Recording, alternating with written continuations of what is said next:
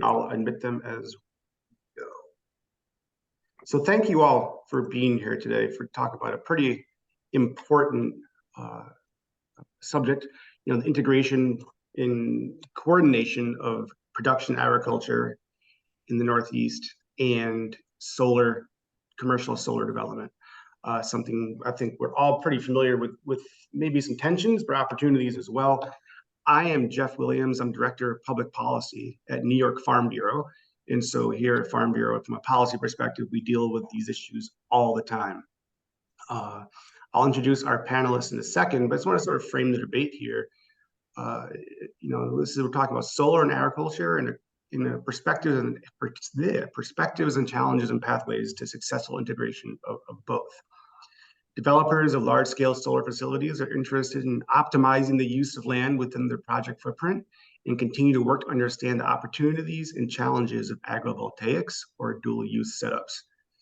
This session will explore the key aspects of the decision-making process developers use for site selection and how they weigh these factors against impacts on land use, particularly when the location contains soil types identified as prime for agricultural production, of which there is many hundreds and thousands of acres of prime agricultural soils in our collective states.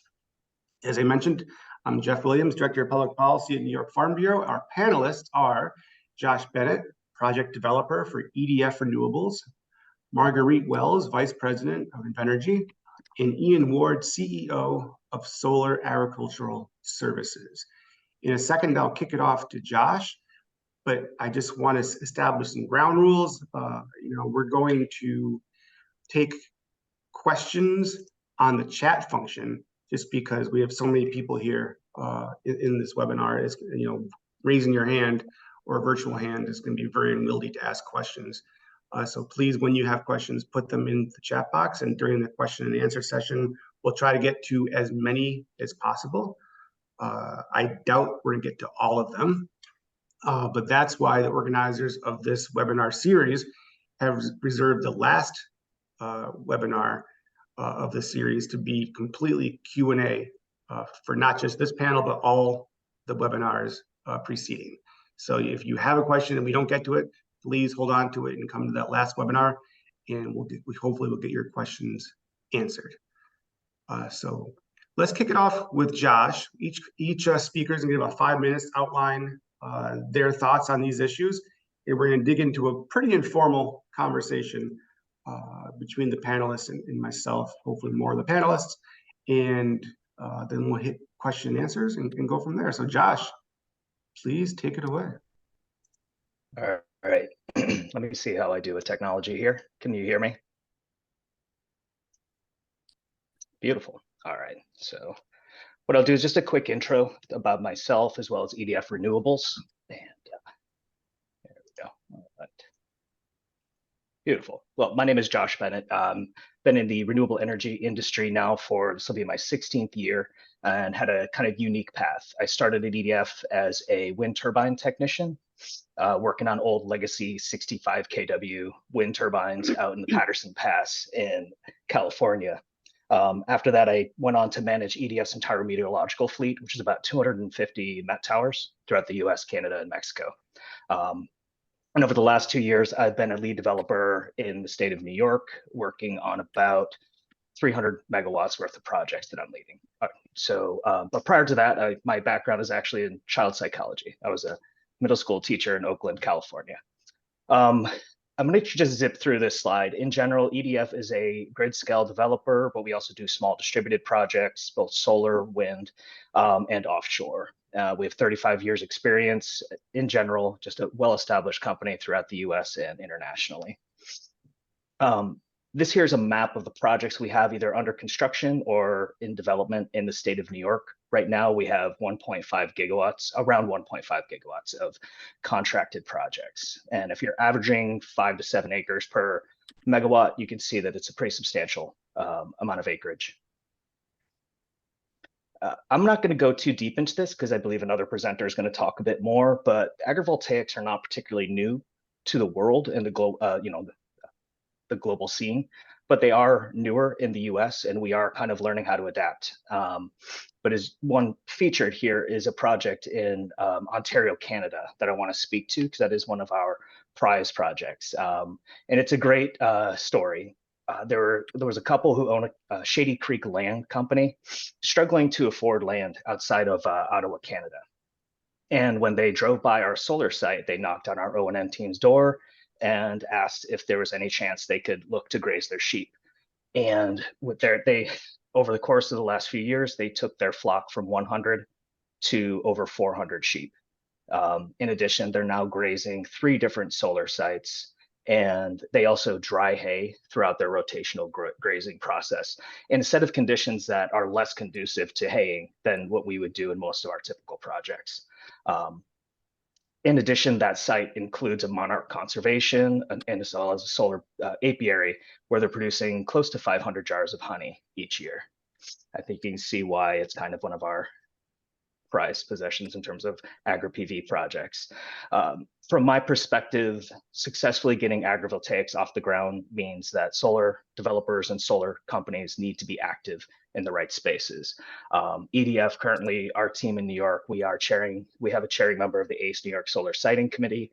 We have members of the NYSERDA Agricultural Technical Working Group. We also are board members of the American Solar Grazing Association. As of lately, we've really been tied into looking at, I skipped. I forgot to update my slide deck, but we are working with HUA enterprises out in Colorado, as well as other organizations to really explore the possibility of grazing cattle under solar. And we're doing so very aggressively and looking at unique, the idea that you have to graze full-size cattle has always been the mindset we have as a solar developer, but we're realizing that there's different ways and different operations that exist. And the more we talk to the agricultural community, the more we're discovering that there are a number of different opportunities for us to do that without having to do massive design modifications. And we are aggressively looking at that. We've also worked with the Cornell Cooperative Extension, looking at how to create an agrivoltaic collective to help support a variety of agrivoltaic activities that might happen on a large scale project. That's very new, and it's something we'll continue to explore over the coming year. But we also are looking at agroforestry in areas where we have leased land, but we are unable to necessarily build solar to maximize the benefit we're bringing to the land. And we've also, in Wayland, New York, we're doing a feasibility study looking at growing potatoes under modules, and that'll kick off early 2024. I did mention the Columbia Agrivoltaic Collective. In general, our vision is that there's actually, I think, a missing piece here. And the more I'm involved in agrivoltaics, what I'm realizing is the combination of EDF working with Cornell does create the Columbia Agrivoltaic Collective. But the missing piece here is that we need to have more producers and folks from the ag industry directly helping to build that middle space to make sure we better understand how to create proper designs in order to integrate agriculture activities. In general, right now, we're seeing some of our key opportunities for agrivoltaics in New York as native vegetation, planting of pollinator species. Sheep grazing is something we're very familiar with, and we're hoping to be able to enact in the coming years. We have one project under construction called Morris Ridge outside of Geneseo, New York, where we are looking and hopeful to get sheep grazing under modules. We also see cattle grazing as an equally exciting opportunity the more we engage. And lastly, these kind of go from least complex to implement to most complex is row crop. And that can be ranging from small boutique 1 to 3 acre farms or to full scale. If we discover logical ways to do potatoes under modules, we can move in that direction. That's my short and sweet intro, and I look forward to the back and forth that we'll have coming up. Thank you, guys. Great, thank you. Marguerite, do you want to go next? Sure, although I thought Ian was going to. Oh, sorry, Ian, please. That was my fault. Ian, please go next.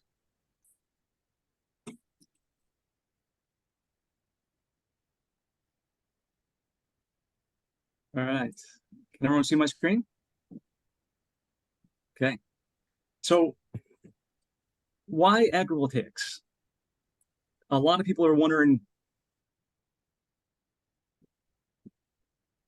growing crops underneath solar panels. What this does from a solar perspective is it allows for sites that are close to the utility grid to be utilized. A lot of those sites are prime agricultural soils, farmers that have said no to solar before. So agrivoltaics sort of opens up the opportunity to have conversations with those farmers and to site things with less interconnection costs. From a farmer and a community acceptance perspective, it's when you're talking a certain way with the farmers, you're talking about growing crops that they have been growing, maybe adapting some machinery, but truly farming. It goes over really well. Those farmers become the advocates for the projects, and it really helps with community acceptance. And there's built-in long-term viability and vitality of farms, because there's, in case anyone doesn't know, there's not a ton of money being made by farmers today. There's a shortage of farmers that are interested in getting into it. So looking at the next generation and succession planning, agrivoltaics was a long way to have that conversation. Why agrivoltaics now? Well, from a national and state perspective, there's a lot being talked about carbon neutrality, and not just for bringing electricity and independence home to this shore, but also from a national trade perspective. It's a real thing. Carbon is a conversation piece. Solar contributing to farmland loss and tenant farmer displacement. That's the problem at the moment with conventional solar. Is it's great from one perspective. We're getting renewable energy, we're achieving our carbon neutrality goals, but there's a cost to that. And if we can not have 6 to 10 million acres of land with chain link fences around it, but instead have livestock fences around it and have farming activity happening and actually producing crops, then the tenant farmers that were being kicked off the land are now being paid perhaps to be on that land. And from all these perspectives, we have another 2 billion people coming on in the next 15 years.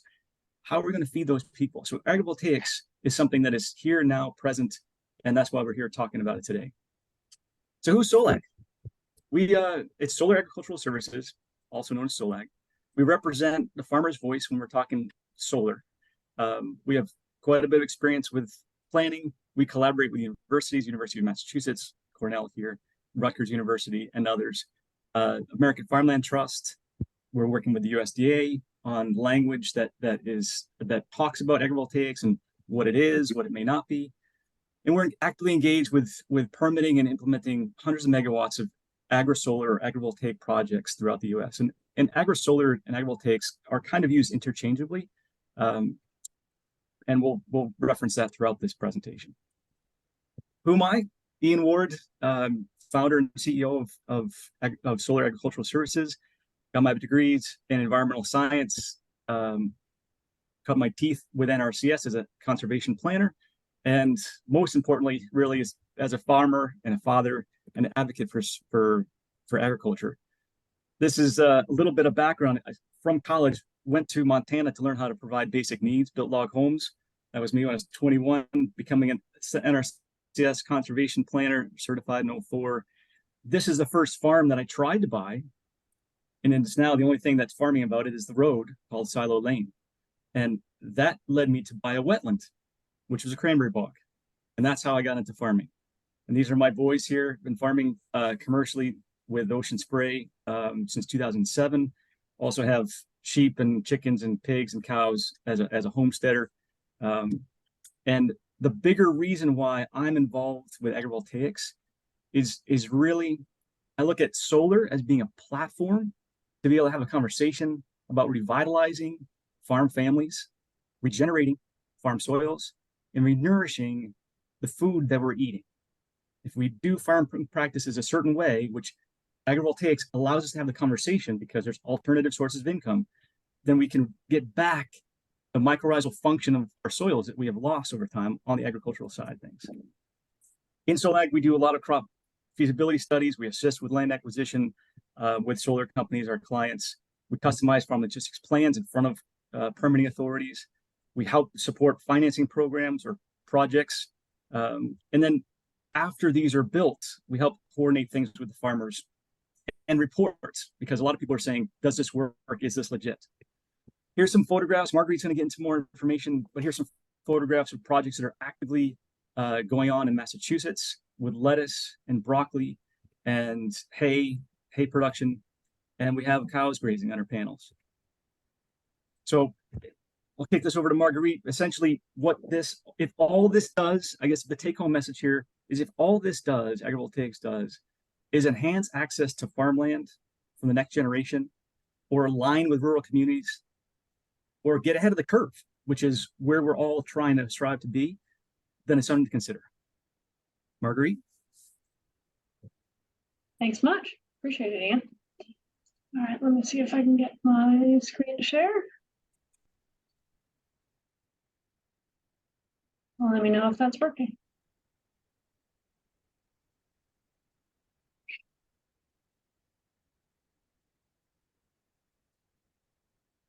Success? Can't hear. All right. So to introduce myself, I'm Marguerite Wells. I am a farmer. I am a member of New York Farm Bureau. And in fact, on the right here, this picture of my dog Stan. He was the Northeast Region Dog of the Year in Farm Bureau's Dog of the Year competition just this past year. So very proud Farm Bureau member. I also have 15 acres of solar on part of my farm. I also run a solar grazing business nights and weekends. So here's a picture of my own sheep on the solar farm that's on my property. And last but not least, I am also a solar developer. I work for a firm called Invenergy, the largest private renewable developer in the country.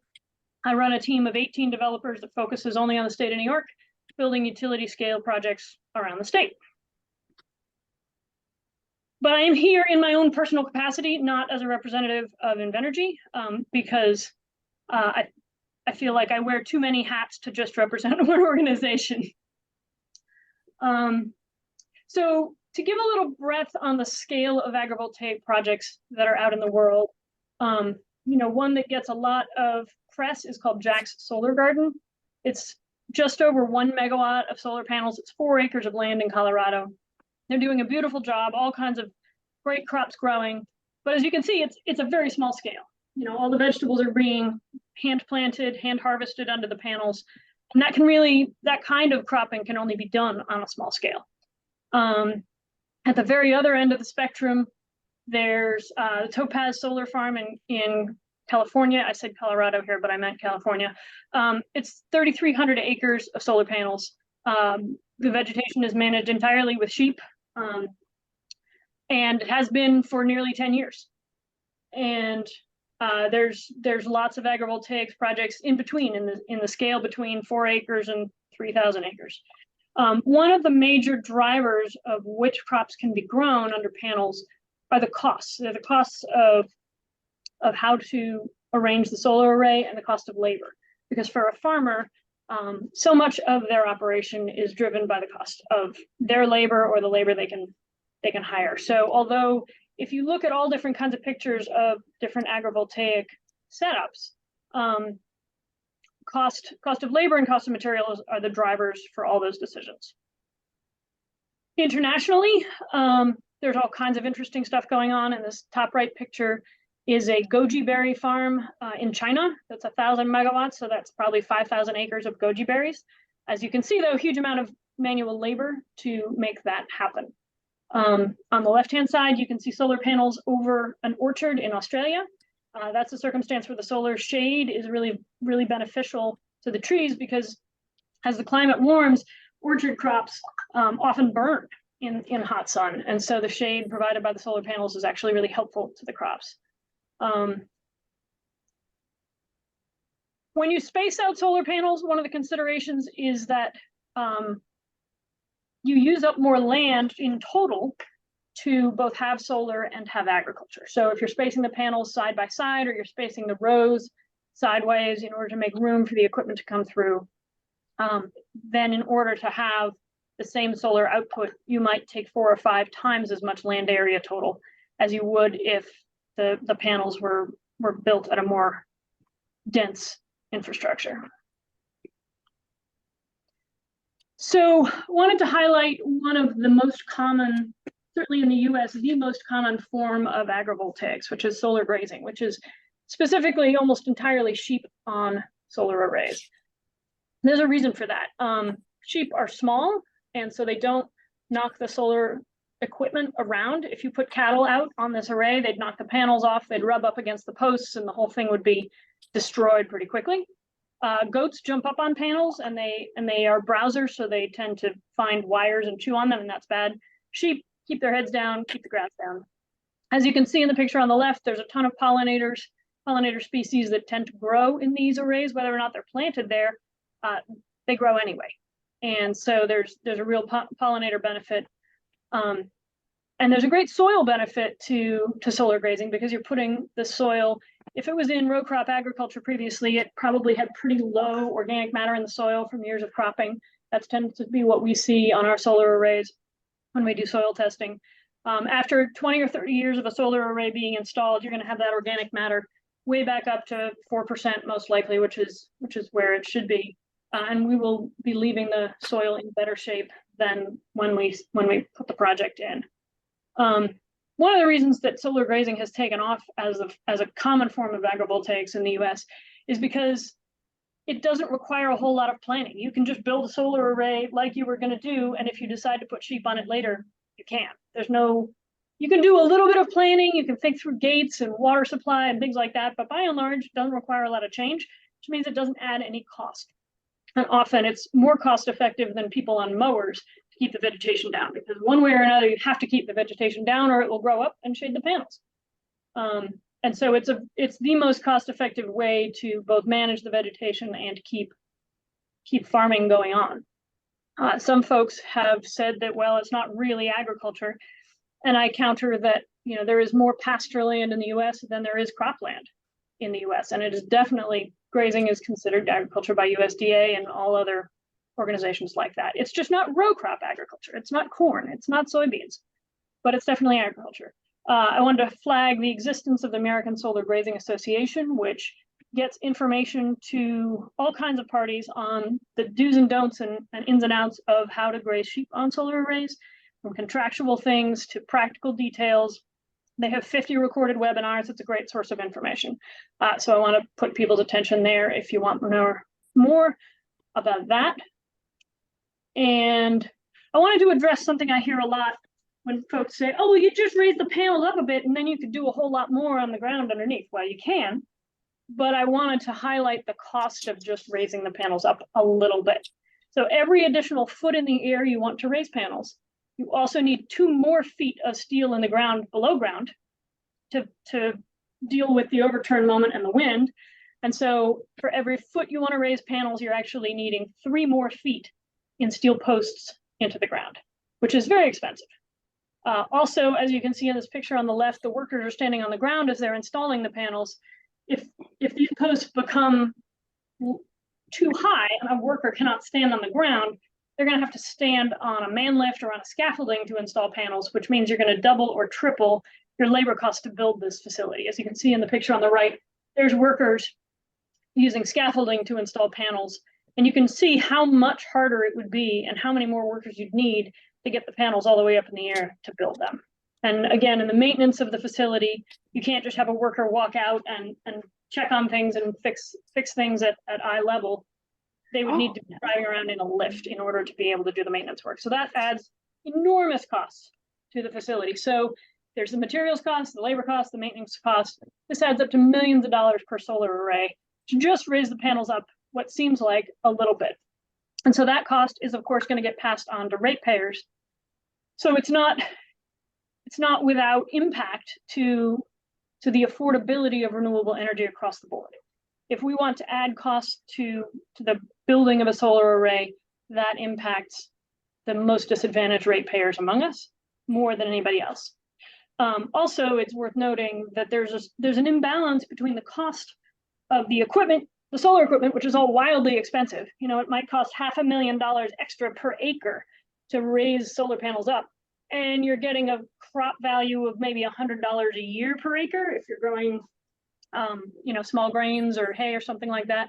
the profit margin on farmland is quite low. So it's tricky to justify, adding $1 million cost for $1,000 worth of crops.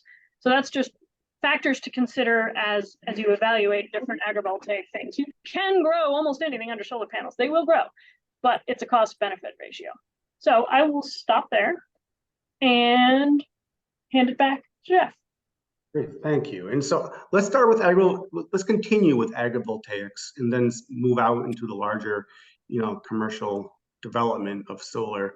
And I guess I'll just play a little bit of a devil's advocate and let you guys react to this. Is that it feels like if we started agrivoltaics at the same time we started our agricultural industry in the state, we could then build out markets for what we want to grow underneath panels.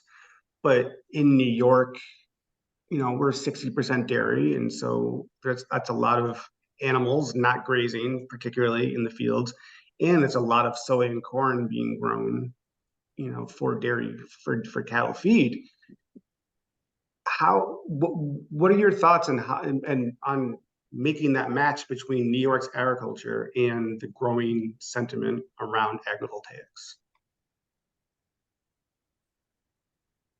Well, I think farming always changes. What we see as the agricultural landscape in New York or Ohio today, where we're dairy heavy and row crop heavy, is just based on the markets and the subsidies that we have and a little bit of the history. But 100 years ago, the landscape looked very different, and there were more sheep than cows in the state of New York. And there was a different set of crops being grown. Consumer tastes were different. So I think it's perfectly rational that if crops change again because of agrivoltaics or in relation to other market forces, that's just part of how agriculture always changes.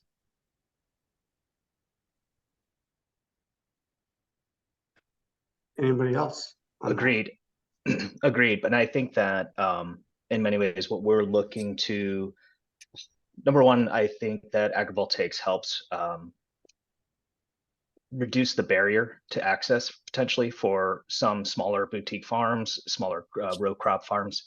But in addition, we do look to try to work within the parameters of the local agricultural market. And that's why, looking at opportunities for haying is going to be significantly beneficial to a lot of the farms in the communities that I'm working in. So that's where we're trying to solve for some of those solutions. But I also agree with Marguerite in that farmers historically adapt to the times. And I think that what we saw 100 years ago is definitely different than what we'll see, 5 years from now. And I see opportunity as opposed to a direct conflict. And I'll add one additional thought there too. There's two elements to agrivoltaics. There's the height of panels and there's the width of panels, the spacing between the rows of panels. And if you ask a farmer, which we talk with farmers every day, they would say that the width between the panels is more important than the height, because they've got a tractor. As long as a tractor can fit in the open sky area, which they can because of just even the shading of the panels, the implements that they're carrying behind the tractor are what are wide. And they're typically, if you're doing hay, you got a baler, you got a mower, you got a tedder, and even if you got a combine, if you're going to do, let's talk about soy and let's talk about dairy crops, right? Soy and corn. The only reason why you couldn't grow corn under panels is if they shade the panels. That's the driving factor. So if the panels are spread out far enough and you leave a little gap, you can grow corn in between the panels. Soy, you can grow a 12-row corn planter would plant enough soy, it's 24 rows of soy. And if the panels are spread out, you can do that. Even at full tilt, because most of these panels are now single axis trackers. They're in a north-south orientation, and they're tracking the sun east to west. They're bifacial. Now, this is going to change. 2 years from now, the panels will likely evolve. Racking systems are evolving. Racking systems today are different than the ones we're putting in. Today are different than the ones we're going to be putting in 2 or 3 years from now. And so natural undulations of land will be able to the racking system will go with that instead of having to grade the land. So first off, what crops can we grow? We can grow any crop, as Marguerite was saying earlier. We can grow any crop that doesn't shade the panel. And from my perspective, it's going to change per state, per region, per town, per farmer. And as long as we're open-minded enough to not restrict the solar development. If it's truly agrivoltaics or agri-solar, and we're promoting that, then let's, the local towns, municipalities can perhaps adjust the setbacks from property lines, allow us to put a fence on the tree line, a little bit off the tree line, and take up more land, right? It's not about impacting the least amount of agricultural land. It's actually impacting it in a way that provides the most flexibility to farm. And if we can do that, the only true impact is the footprint of the panel itself, where the post is, that 6-inch by 6-inch or whatever it is that is building it. So from my perspective, I agree on the height. It is a limiting factor on cost, but if we can go wide, we can do a whole lot more on the ag side. Great, thank you. So let's go back just to regular, just solar development, commercial development. And so putting your developer hat on, what kind of characteristics of land or farmland, just land in general, do you look for development? And if it is farmland and the owner of the land is looking to bring it back into farm production afterwards, 20, 30 years later, what steps do you take to preserve the soil and preserve the land for continued commercial agricultural growth? So what characteristics are you looking for, and how do you keep it protected to, for 30 years later? Josh, you want to take that first? I'll jump into the land we're looking for. It really does align with some agricultural land in the sense that we want flat land. Some of this is due to just the limitations of the technology that we have right now. The racking systems are not built for significant slopes. It creates significant grading challenges and costs to the project. So there is a need to try to find the flattest land that is closest to a point of interconnection that has room. So that's in general, in terms of siting, that's typically what we're looking for. Marguerite, do you want to speak to soil and how you guys work to preserve soil? Or do you want me to? The other thing I would say is that at least in New York, 50% of the state of New York is forested, 25% is wetland, about 18% is farmland, and the rest is developed. So, and we're not allowed to build in swamps, and we're not allowed to build in forests. So that leaves farm fields. There's not a lot of other land that isn't something. In terms of soils, I definitely think of putting a solar farm into perennial grasses as much like a CRP program. It's going to be 30 years of perennials. It's going to prevent erosion. It's going to build organic matter. It's going to build the soil biotic community and all the associated biology around that. And we're definitely going to be leaving it in better shape than we found it. Most of the row crop fields that we evaluate are in relatively poor shape in terms of soil structure, organic matter, long-term nutrient base, that kind of thing. And so I see that as a benefit. And really, most of the farmers we work with do too, because they are not generally leasing all of their property. They're leasing a portion. They see it as part of their long-term holding of their property for generations. Many of these are multi-generational farms. And they see the 20 or 30 years of solar as a blip in their overall arc of the farm family dynamic.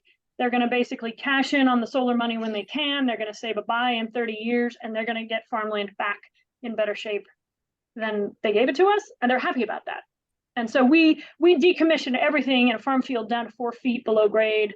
I mean, we're pulling out steel stakes, we're cutting cables down. So it is absolutely intended to go back into farming at the end of the solar plant's life cycle. I mean, that's required by state law anyway in New York, and we would do it because that's what the landowners want. And I would argue that it's not coming out of agricultural production. Right. And to Marguerite's point, like if agrivoltaics is done, and what we're trying to do here is also establish a bar, right? This is a new thing to the U.S., not new to the world, but it's a fairly new thing to the U.S. We have projects in a state like Massachusetts where there is an incentive. There was there were experiments done and commercially viable projects done. New York, there's no incentive, neither in other places yet. Maybe in New Jersey coming on. So we're trying to in those other places, we're trying to say, is there a way to do this without raising panels up high? But the entire time, it is farmed. And there are while there's no incentive, there could be penalties if they are not farmed, right? So if you say you're going to do it, then let's not just put lipstick on a pig. Let's actually do it, and let's follow through as a group. And I'm saying this for anyone that's planning in your municipality or any developer that's on here. Like, let's be genuine in what we're saying and do what we say and say what we do. And that's how farmers work typically. So have their farmers be your ambassadors. Make sure there's a succession plan. This should be, and really, if it's done correctly, this is a succession plan for generations, for allowing other beginning farmers to come in. The average American farmer is a 63-year-old white male. Let's talk about that. Let's talk about, in Massachusetts, it's over 70. We need another generation of people coming in. I definitely see that, and I see that the population of people interested in getting into agrivoltaics tends to be the younger farmers, and often the ones who have the least access to land, to your point. Right. I mean, I myself have a mortgage on my farm. I didn't inherit it. I have to pay for it every day. So I need a farming enterprise that will pay for it every day. And you know, sheep farming is not common in the Northeast because the margins are really thin. But if you're a sheep farmer who's grazing on solar, the solar company is paying you for the grass you're cutting, essentially. And generally, solar grazers are half their revenue is sheep-based product, and half their revenue is coming from the solar array. And that is a major increase in farm income, and that is highly sustainable from a farming operation perspective, which is why it's bringing the young folks in. I mean, it seems newfangled to some of the older folks who are like, I'm doing my farming the way I've always done it. I'm not going to really change. But younger farmers are looking for new markets and new places to work. Yeah, And no, Josh, that's been my experience as well. Working with several young grazers around some of my sites, and their passion and motivation to see cattle, effective means of cattle grazing or haying around solar modules. They couldn't be more excited to look at that as an opportunity. And yet another thing, I mean, Marguerite spoke to the value that proper vegetative management and proper seeding can have in terms of improving soil health, is that we also have existing solar projects throughout the state that, through proper incentivization, could inspire young farmers to go and get that land back into agricultural production. It could potentially reduce that barrier to access. And from my perspective, any acre of land that isn't in an agrivoltaic setting is a loss in terms of soil quality. You know, we can continue to improve soil quality. Can I on that soil quality, Josh, if you don't mind, Jeff, I just, the opportunity here, as Marguerite was talking about, Josh was talking about, is to build soil. And how do you build soil? You integrate animals, manure into it. Just like Alan Savory would have said, or does say, right? The Savory Institute. Why did the plains have such good soils? Because bison were herded by wolves, and they pooped and peed and they moved on every day. So holistic grazing, especially when a farmer, tenant farmer or landowner, is being paid a vegetation management fee, they can switch up the way that they do things, and they can look at holistic grazing that does increase the vitality of the soil, whether it be pollinator or crop or forage in general. It is about soil health. And that's why when you're talking and you're thinking about things, and for those municipalities are asking questions about developers, ask about the soil health. Right. Josh and EDF and Marguerite, their companies, they think about this. They hire consultants to specialize on soil health. So let's make sure everyone is. And the spillover effect on, if we are using pollinator species and proper vegetative management, the spillover effect on adjacent farms can be significantly positive. Thank you. Again, moving off of agrivoltaics a little bit, and just looking at the landscape of agriculture, at least in New York State, 60% of our farmland that is being cropped is rented land. And so when developers come in and approach landowners who are renting land to farmers for hay or to grow whatever forages perhaps that they're growing, and the farmer is renting that land for $200 an acre, and developers are paying the landowner potentially thousands of dollars per acre, that removes potentially productive farmland out of use. And so how do developers rectify that? Are there incentives of any way, or is that thought through from a developer perspective, where there might be a farmer who's counting on that land for their CAFO, plans for manure applications, things like that? Just getting your thoughts on that, I think, would be helpful. Do you want to Yeah, start, I Marguerite, or do you want? spoke with one dairy farmer about who was CAFO about manure spreading, and to Ian's point, the spacing side to side of the panels definitely impacted his willingness to think about manure spreading. We talked through the logistics of the equipment and how you could make it work, and physically it can certainly be done.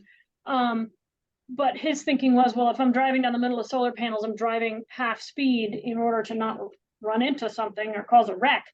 And based on the cost of labor and how much work I need to get done, I would rather have that guy drive a couple extra miles down the road to an open field and spread there than spread in among the solar panels and drive at half speed. So I couldn't talk him into doing it. I think that is key. I think it depends on the farmer. And if there is a farmer that is not interested, there are other farmers that might be, right? And I think for it's an open discussion, especially when we're at the beginning stages. When so-and-so sees so-and-so spread a manure in the coffee shop and they talk about it, like, oh, you can do this. So that's what we're facing right now, is just a little bit of the unknown.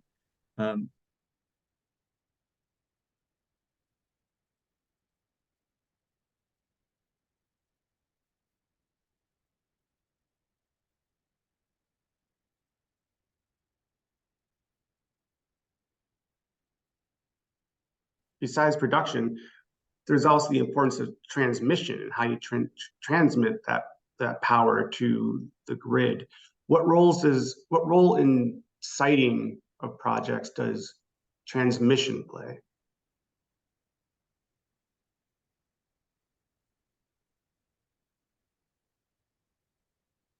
An enormous part. There's only so many transmission lines anywhere, and only some of them have any open capacity for new generation to plug into them. And so it's a huge limiting factor as to where you can put a project. So and then of course, willing landowners. You can go to a place that's got transmission and open land, and the farmland or the farmer or the landowner says, I'm just not interested. Because it all starts with interested landowners. Most solar companies don't buy the land, they lease it.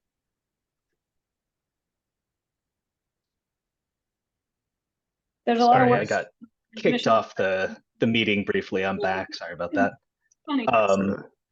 Yeah, I mean, I ultimately, as you try to site these projects, having line availability is critical, and having reduced future risk is critical. It's one of the most, it is, if not the most important, one of the most important components of siting. Do you mind if I backtrack? Because I wanted to speak to tenants right when I got kicked off. And I think it's a really, really important issue. And I appreciate you bringing it up, because it is sensitive. And it's something that I think about constantly as I am working on these projects, the impact we'll have on tenant farmers. So there's a few things that we look to do. And it's going to be case by case basis, but we try to work with the local municipality and local farming, local companies to understand and kind of identify, if we know we're going to go into construction, what kind of timeline warning do our farmers need to be able to adjust and adapt. That may not be a perfect scenario for them, but at least as long time helps to improve these situations. In addition, we do at times work into contracts some sort of additional multi-year crop compensation for crop damages that help alleviate and give those farmers some sort of the tenants some level of compensation in the in-between. That's not a universal truth, but it's something that I'm continuing to work on and try to solve for, because I definitely identify it as an important concern. But again, I think also focusing on the new opportunities, as Marguerite mentioned, a lot of these farmers don't want, many of them want to retire, and the tenants are the ones that may have the first opportunity to go in there and help us with vegetative management, with new opportunities that exist between them. the rows. And that's something 100%, in our experience in multiple states across the country, the landowner is only 50% or less the farmer. It's mostly tenant farmers. And so the entities that are receiving benefit from the solar, conventional solar, generally the landowners, and they are leaving some communities and the tenant farmers sort of at risk. So when you engage with a tenant farmer and you actually talk about a legitimate plan, not just for 1 year, but 5 years, 5-year, 10-year timeframes, then it provides some certainty that that tenant farmer becomes an advocate for the project. They recruit other tenant farmers, right? That can work together. And to Josh's point, like that network, and Marguerite's point too, that network is strong and growing. So it is really a catalyst to reinvigorate another generation of people coming in, provide some cash flow, because the grass grows under these arrays. Developers need to pay landscapers to maintain it in some form or fashion. So all we're doing is and it changes per project, changes with interconnection costs, all that. But there's some line item for that. We're just saying that line item, instead of paying a lawnmower, landscaper, move it to the farmer. It's vegetation management all the same. And that can justify a farmer taking a little bit more time to operate between the panels. And because time is money, but it does equal out, and there are tenant farmers that are very interested. Great, thank you. I think we're going to try to move on to some of the questions from the attendees here. And this is sort of a macro question that I think you might be able to answer, but we'll see. How many acres of solar arrays, and I guess that just means, renewable energy, but solar arrays are needed to meet the percentage of energy under the CLCPA, essentially, the target of 2030 to get a certain percentage of renewable online. I mean, how many acres are we talking about that need to be developed to meet these pretty aggressive climate goals in New York? I know I've seen that fact. I don't have the number off the tip of my tongue. I believe it's something like 1% of farmland would have solar panels on it to meet the CLCPA. It's certainly a lot. Right, it's tens of thousands of acres, no doubt. Next question again, maybe you can answer this. What population of sheep would be required per acre to manage plant growth on a solar array? Oh, that one's easy. Oh, good. So like any other land, production of grass on a solar array depends on the soil underneath it. So you'll have a range of different productivity on different solar arrays. That said, the stocking rate with sheep on solar is no different than if the solar panels weren't there. So if you have a relatively poor acid field that you'd really only stock 1 or 2 sheep per acre because productivity is low, then that'll be the same under solar panels, and up to 6 sheep an acre on richer ground. Generally, it's best practice not to do set stock grazing where you have 2 sheep in a single array. You're doing mob grazing, rotational grazing to manage parasites and manage the vegetation better. So really, you're putting 100 sheep on 5 acres for 2 days, and then not again for 2 months. That kind of thing. That tends to be how it's managed. Cool. And there's a couple questions about the market for sheep in New York State. Yeah, I get that a lot because a lot of people don't think of lamb as a meat that they eat, and so they assume other people probably don't eat it too. There's a strong existing lamb consumption market in the US, and like 70% of the lamb meat that is eaten in the US is imported from Australia and New Zealand, which means that's market. I think it's 60 to 80%. Yeah. Yeah. Yep. And there's millions. I mean, yeah, I know. In the Northeast alone, it's 2 million sheep per year are eaten. 2 million in the Northeast alone. So like we're nowhere near filling that market for the existing need. Right. And I know New York has had a long, strong history. I don't recall the exact number, but I think internationally it used to own somewhere around 13 to 14% of the lamb market. And now it's significantly lower. It's around 2%. Don't quote me on those numbers, but if somebody needs me to look them up, I can find them for you. There's opportunity there. Obviously, there's infrastructure issues, needing to make sure we have the processing facilities needed to meet higher and increasing demand. But even, I've worked with some solar grazers who are at the markets, and they're seeing thousands of sheep, even in the US, coming in from Texas. So New York itself has, I think, a very strong opportunity to increase their market. Yeah, I mean, even if local processing is not available, there's an auction in Pennsylvania and New Holland where Right. tens of thousands of sheep are processed and sold every week, because they're bringing in the sheep internationally. They're bringing in sheep from the West, and the processing facilities are attached to that sale process. So you don't need to have a market in your little town in order to slaughter the sheep. You can send them to New Holland and you'll still get fair prices and not have to handle it after that. And there's also growing entrepreneurs that are looking at wool for insulation, integration into other materials, just like with, could you combine wool with some hemp and make that a sprayable foam insulation type of thing? There's research being done on those things. So it's not just lamb. It's not just wool. There is a whole ecosystem that's coming out of this influx of demand for lamb. Actually, there's kind of a shortage now of available sheep to do some of these projects because it is becoming so popular. And that creates an opportunity, right? And it's not just about sheep also. Like as we talked about earlier, you can manage arrays to allow for cows. It does require, manipulating things, but basically if the panels themselves are not going down far enough that cows hit them, if they're staying up like this, right, then cows go right underneath. So you don't necessarily have to add more steel to make them higher. Some people are doing that, but you could program these. And the solar company, if they're progressive and they're thinking about this, if you do this is getting in the weeds, but just to show you an example of how some progressive solar developers are thinking.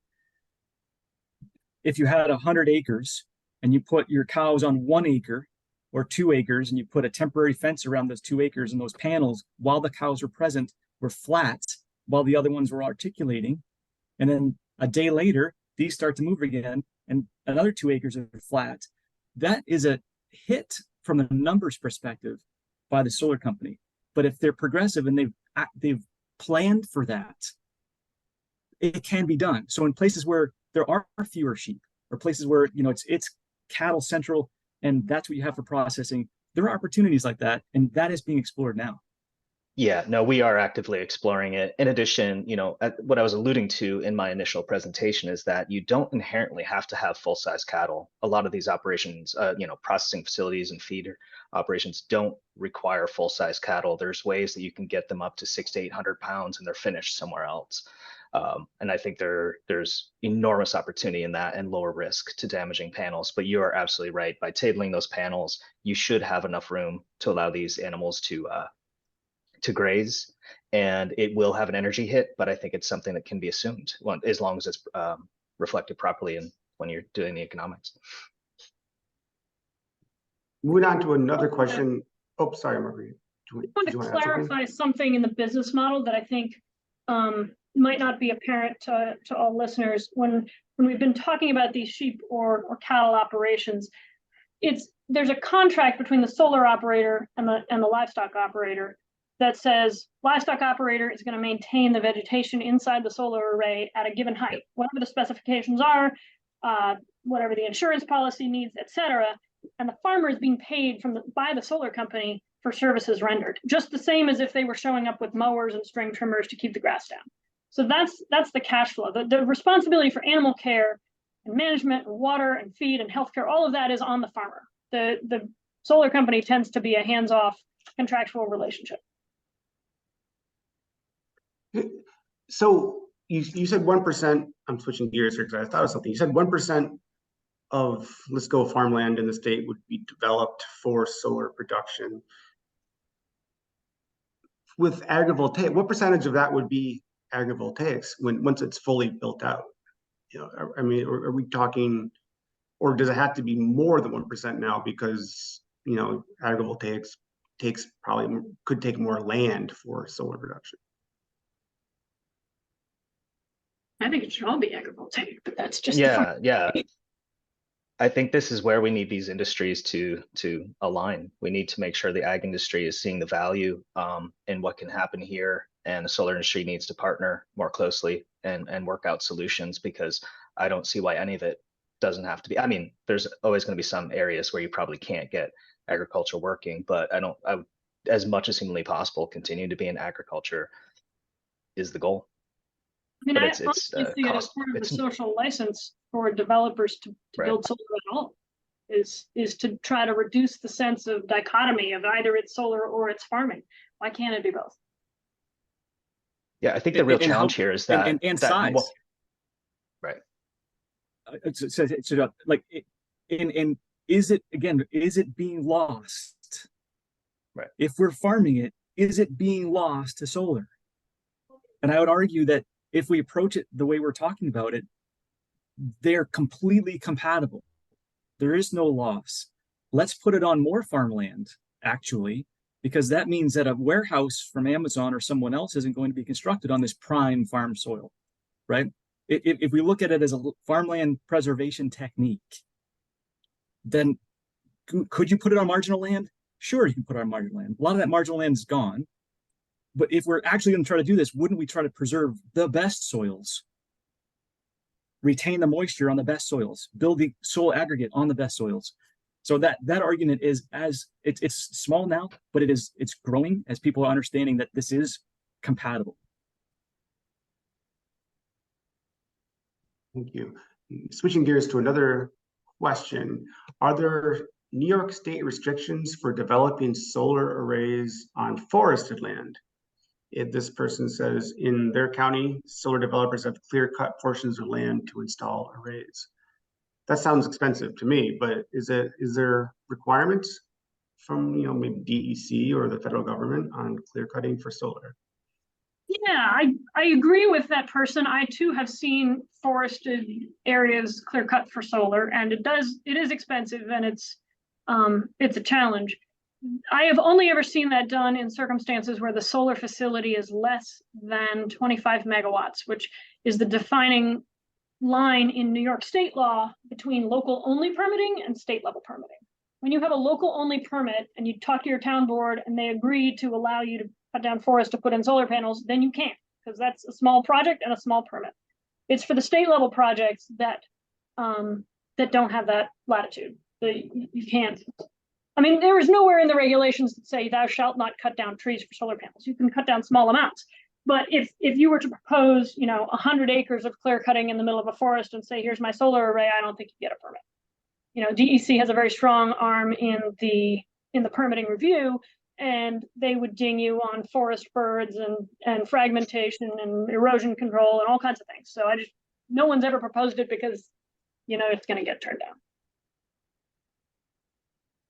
I would argue that there has been a decent amount of farmland that's been lost there's development potential, but also people that have let the trees grow up. I mean, it doesn't take that long before fields can go back to nature.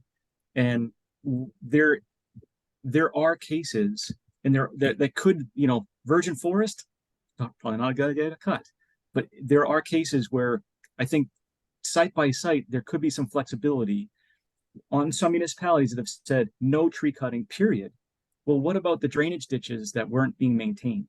Or what about the edges that have come in over the past 15 years? Like, there's a reason to get back those field edges and to maintain those. They're exempt activities. When viewed in solar, they're said, well, no, it's commercial. They're not exempt anymore. So as a conservation planner, I think it's important for us all to consider that the exemptions that exist for agriculture, for farming, should be considered to still apply for an agrivoltaic project. Fencing location, can it be on the wetland edge? We have to honor wetland buffers if it's farmed, if it's a farmed wetland, right? These are things that are opening up old paradigms, and it's this conversation. If it's done appropriately, it's a fair conversation to say, how do we help to preserve and enhance the agricultural production of a particular site?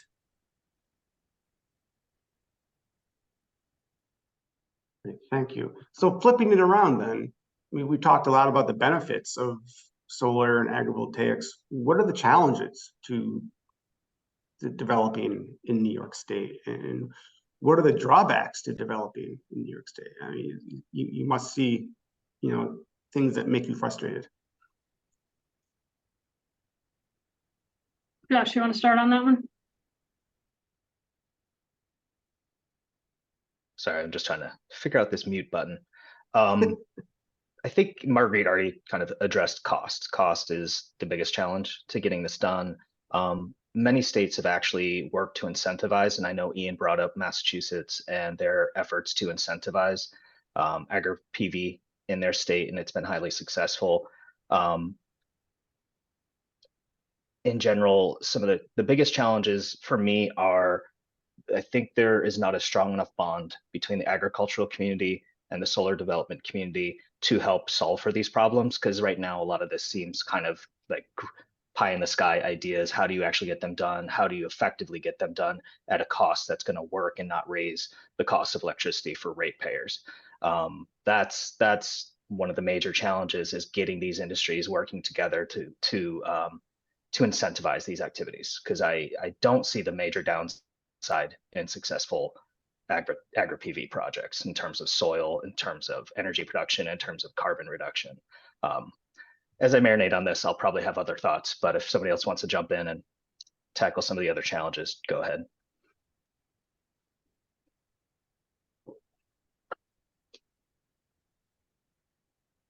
Are there any headwinds when it comes to elected officials, inflation?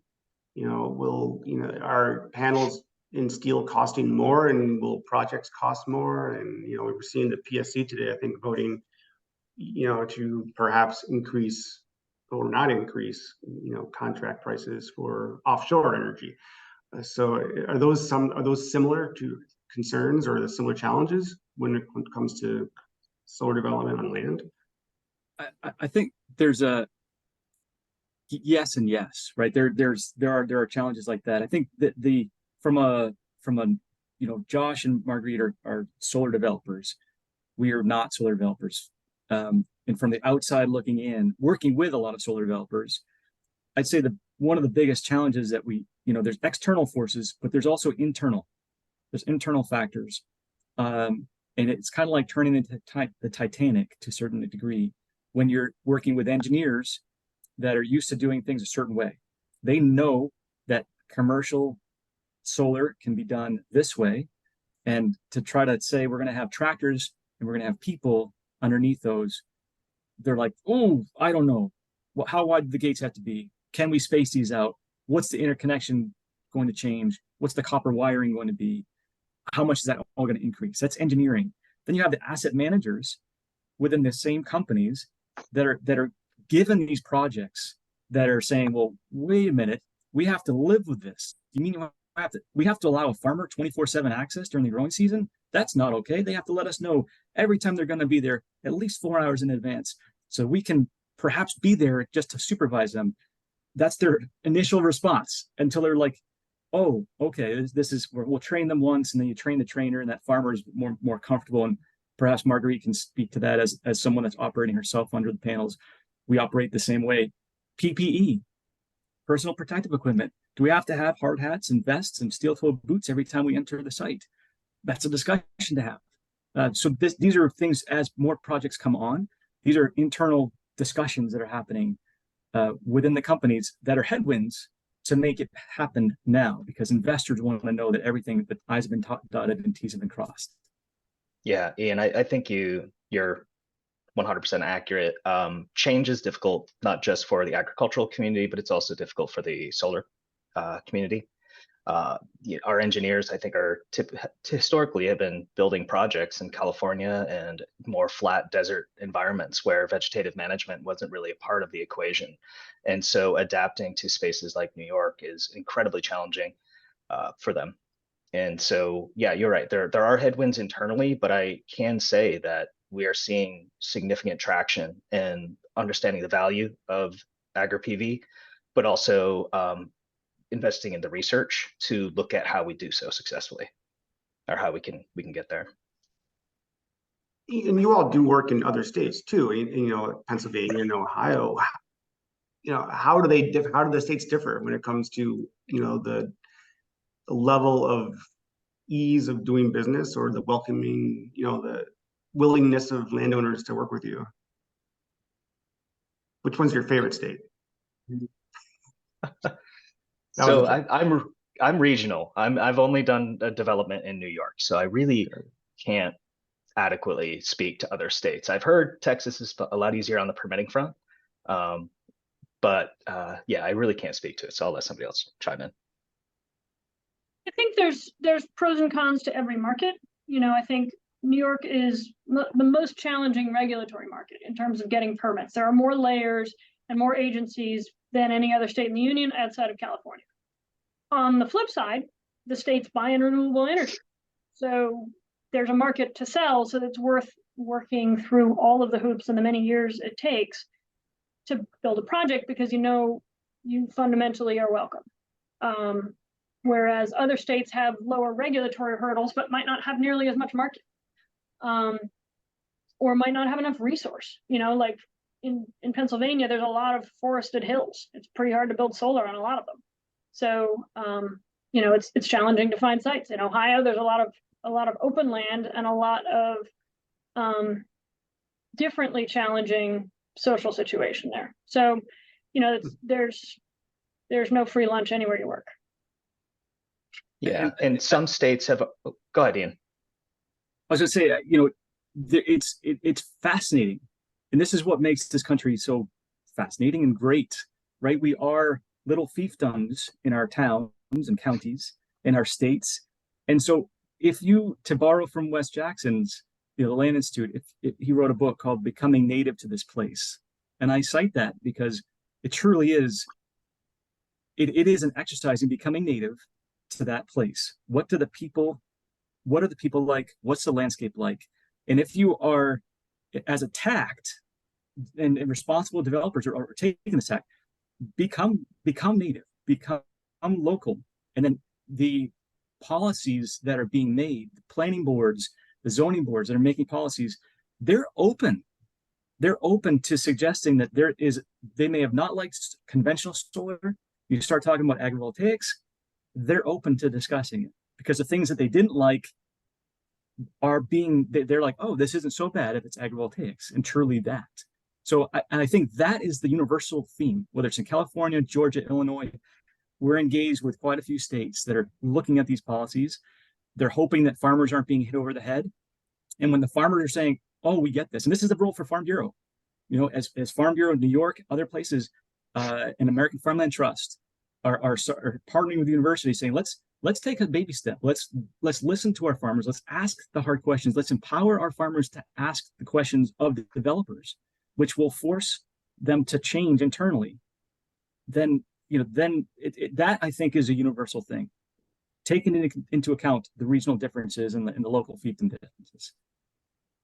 And one thing to add on the subject is that some states have been proactive in allowing things like an ag exemption to stay when when agrivoltaics are baked into the project. Things like that make a big difference. In the state of New York, I can see keeping the ag exemption if we are, let's say, solar grazing or doing crop production or doing something else, could be the difference between a developer choosing to go with robotic mowers instead of sheep. And then at the end of the day, in my opinion, the better value is sheep. So, something as simple as that ag exemption could certainly be a barrier to getting agrivoltaics off the ground. So I'm hopeful that New York, as we continue to have these conversations, will consider that and keep that in the discussion. Great, thank you. We're pretty much reaching our appointed time here. Thank you for the panelists. Great presentation, and the questions were absolutely fantastic. I want to remind you that we have one more panel discussion coming up. Coming up November 9th from 12 to 1:15. It's a community perspective on solar. And then if you have questions on any of the webinars, Session 5 is devoted completely to questions, and that's on November 22nd, 12 to 1:15. So I'm sorry if we didn't get to your questions today. We tried to get to as many as possible, but we wanted to leave some room for the panelists to talk and sort of breathe through these questions. So I feel very good about this. Thank you so much, everybody, for attending. Thank And you guys for having me. Yeah. Any final thoughts from our presenters? Just a closing note that the recording of this will be posted on the same website that you registered through, along with presenter slides. Thanks so much for having us. Yeah. Quick closing thought. Number one is, I know there's a lot of people here, but don't hesitate to reach out. I'm deeply passionate about this subject, and while I don't know everything, I think we can always help find access to the right answers.